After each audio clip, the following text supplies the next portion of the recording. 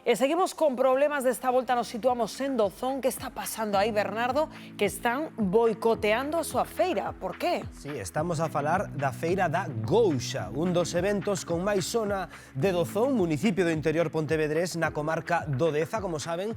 Os días 11 e 23 de cada mes, a parroquia de Bidueiros acolle decenas de feirantes que ofrecen os seus mellores produtos, pero isto semella que non gusta a todos os veciños. Dende hai tempo, hai persoas que se dedican a baleirar os depósitos de auga que o Concello concede aos comerciantes e mesmo chegaron a romper o pechado onde se gardan estes tanques. O certo é que na zona non chegan a comprender o motivo que lles leva a facer isto, sospeitan que alguén non quere que se celebre aí a feira, pero o certo é que afecta sobre todo a parte gastronómica do evento, a quen monta os postos de cociña, unha parte fundamental, seguimos de feira. Pois agora, sen sair do seu estupor, tócalles facer fronte á reparación duns estragos que ti puideches comprobar, non, Óscar, compañeiro?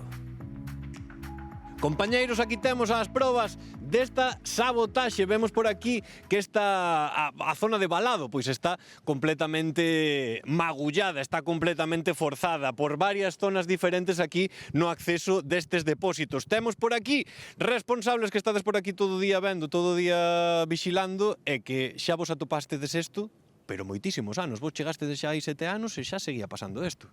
Sí, como ben acaba de dicir ti, fai xa un tempo que está pasando. Os sabotaxes nos tanques, sobre todo da Gouxa, que é o do lado dereito, e, que xa...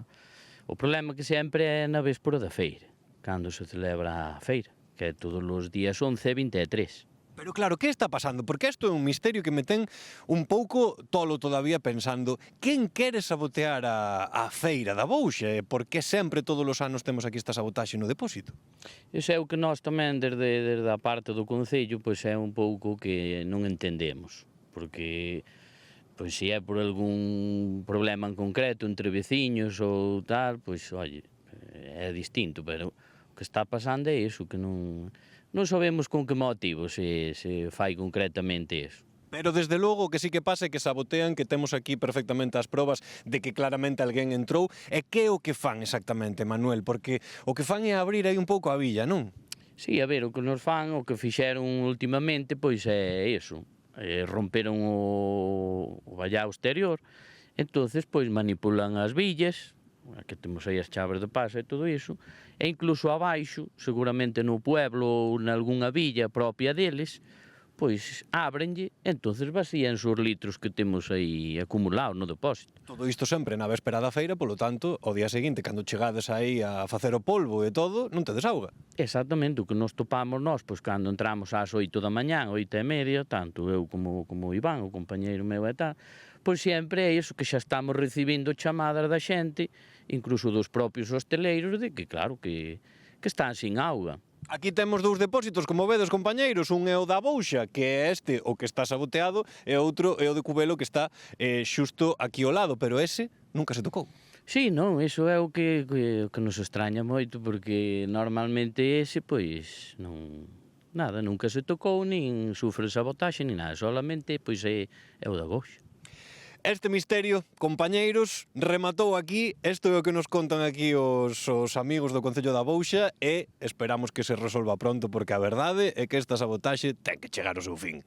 Pois a verdade, completamente de acordo contigo, Óscar, porque estamos falando dunha sabotaxe con consecuencias moi importantes para os veciños. É que non estamos falando dunha perda pequena de auga, son 30.000 litros de auga, 30.000 litros que se perden sempre na véspera desa feira. Hai algo que se está facendo de xeito sistemático, sin obter un rendemento económico, porque de perder esa agua, quen se está beneficiando? Entonces, que pode haber detrás? Que intereses? Ten que haber algún tipo de interés detrás de alguén que se toma tantas molestias, porque ademais está actuando con violencia, hora de forzar esos peches, entrar e abrir un depósito en concreto, e nunca o do lado, sempre ese. O Concello é certo que dixo que iba a poñer algún tipo de vixiancia. Eso te iba a decir, non hai cámaras de seguridade, non hai xeito de averiguar quen é aí detrás? Na zona non, agora sí que, visto, o Concello quería implementar medidas, pois é tan fácil como poñer vixiancia o día antes da Claro, sobre todo porque feira, estamos non? falando dunha infraestructura estratégica. Un par de cámaras, ¿no? Es decir, Claro. parece evidente que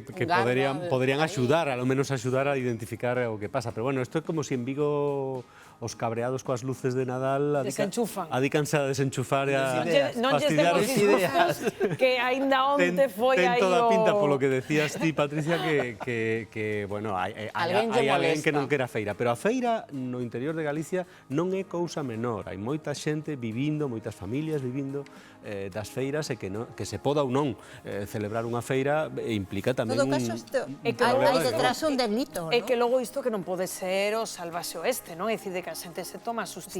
Estamos no século XXI, Sí. non son formas de resolver os conflictos, ¿no? Creo que hai múltiples mecanismos, mesmo antes de chegar aos servizos de aquí de noso queridísimo abogado, e antes de chegar a tribunais, pois hai todo tipo de fórmulas de comprensión e de consenso para resolver os problemas, ¿no?